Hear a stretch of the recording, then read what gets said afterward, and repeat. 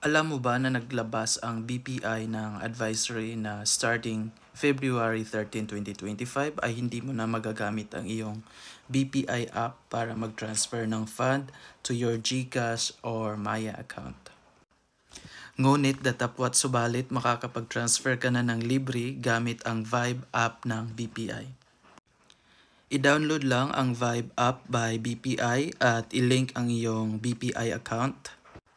After mong malink ang iyong BPI account ay makakatanggap ka ng OTP at kapag successful na ay ganito ang itsura ng iyong Vibe e-wallet or Vibe app.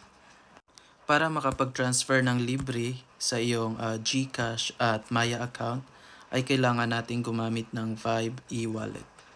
After nating maklik yung Vibe e-wallet ay ito yung makikita natin, which is add money. At pagkatapos nating maklik yung add money ay ito yung makikita natin, which is andito na yung savings account natin. After mong maklik ang iyong account ay pili ka lang ng denomination or amount na gusto mong ipadala. Pwede mo rin namang i-enter manually kung mas malaki pa dito ang iyong ipapadala. After mong maklik ang amount ay makakatanggap ka ng OTP sa iyong mobile number to verify the transaction.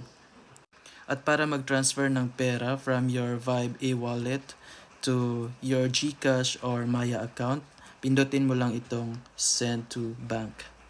After nating maklik ang Send to Bank ay hanapin lang natin ang GCash or depende sa iyong papadalahan. You can also use Vibe to send money to other banks at same process pa rin.